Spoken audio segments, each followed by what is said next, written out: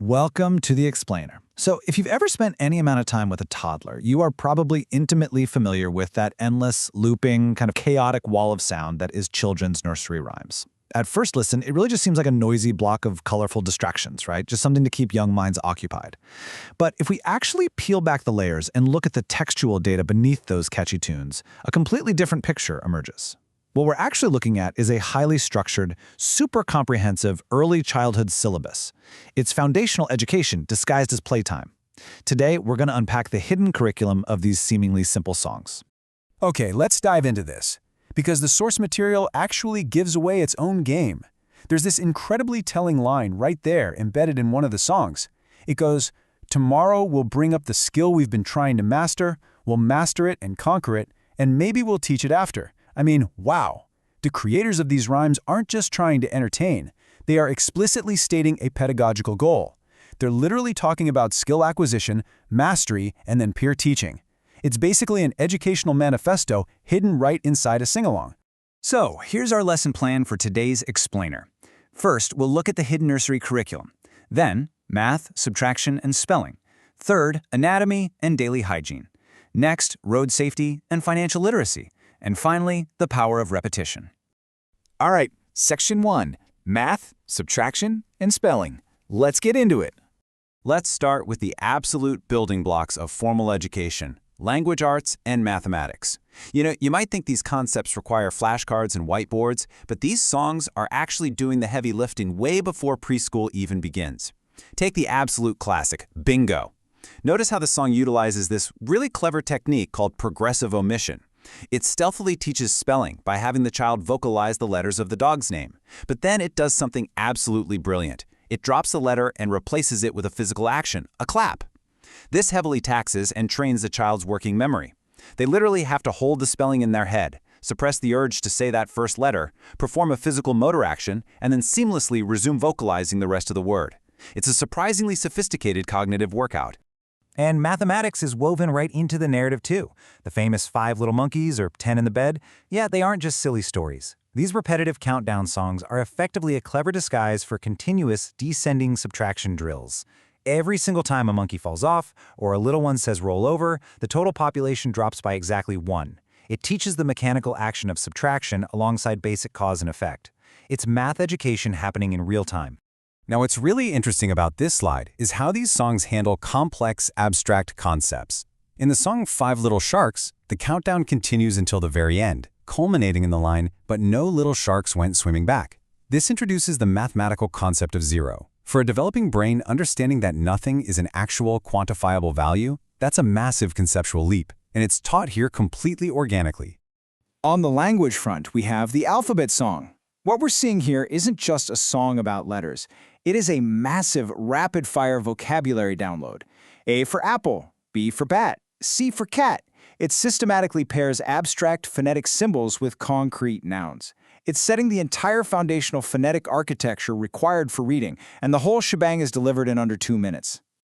Moving on to Section 2, Anatomy and Daily Hygiene. Stepping away from the mental exercises for a second, let's look at how the curriculum shifts to physical awareness. These songs take on biology, health, and personal responsibility with a surprising amount of detail. We all know head, shoulders, knees, and toes, right?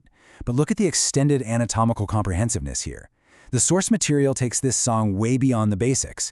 It maps out specific joints and features, ankles, elbows, shins, lips, hips, and cheeks. It's essentially a beginner's biology class, helping kids map their spatial awareness to specific, correct anatomical vocabulary.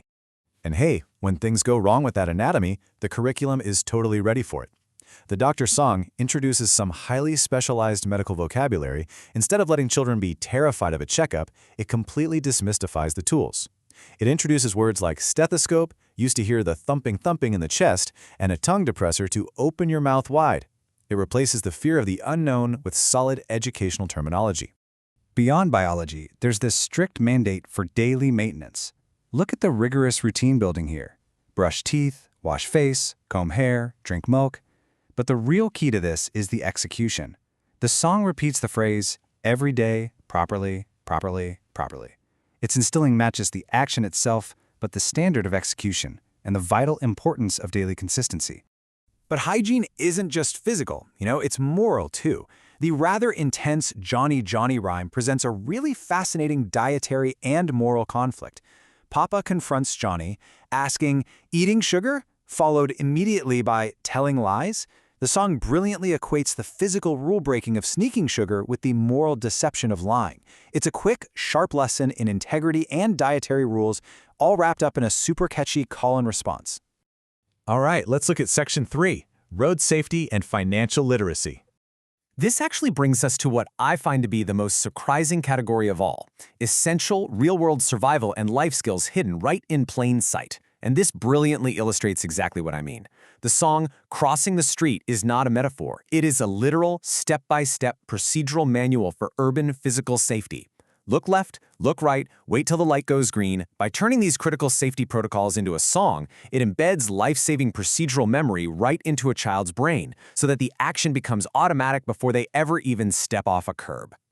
But perhaps the absolute most shocking inclusion in this educational curriculum is advanced financial planning. Yes, you heard me right, financial literacy for toddlers. The lyrics explicitly state, "Save some for a rainy day, don't spend all your money today." I mean, this is a masterclass in teaching delayed gratification, urging kids to resist immediate consumption in favor of long-term security. Just look at how systematically the lyrics contextualize saving money. Goals are actually categorized by time horizons. You have the big blue bike, which represents a long-term consumer purchase. Then you have Mother's Day or Dad's birthday, which are predictable short-term fixed events. And then, most impressively, saving for what tomorrow will bring.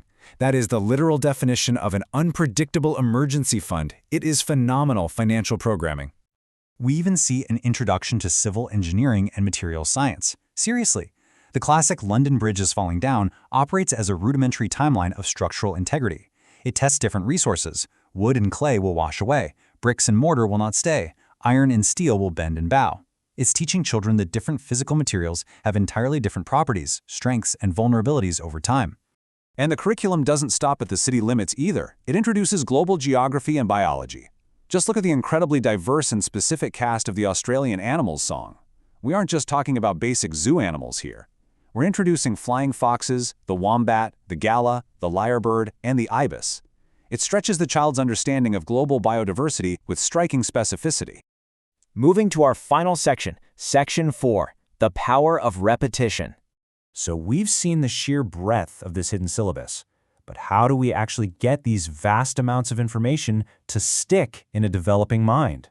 Well, through relentless repetition. The song "Six Little Ducks" is a perfect example of this engine at work. The lyrics loop continuously, but they pause just long enough to enforce sharp observation skills. Children have to categorize the ducks physically: the fat ones, the skinny ones, the fair ones, and specifically the one with the feather on his back.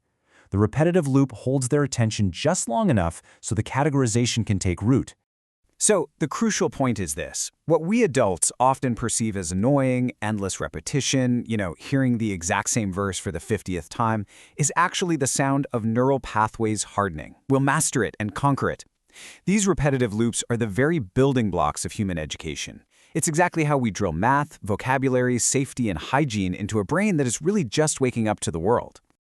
Which brings us to a fascinating final thought to wrap up this explainer. The next time you hear a simple nursery rhyme, take a second and ask yourself, what invisible lessons shaped your own early knowledge? Because we all went through this academy of rhyme and rhythm. What foundational skills, morals, or habits do you rely on today that were secretly planted in your mind through a catchy, looping song long before you could even tie your shoes? Thanks so much for joining me on this explainer, and keep learning.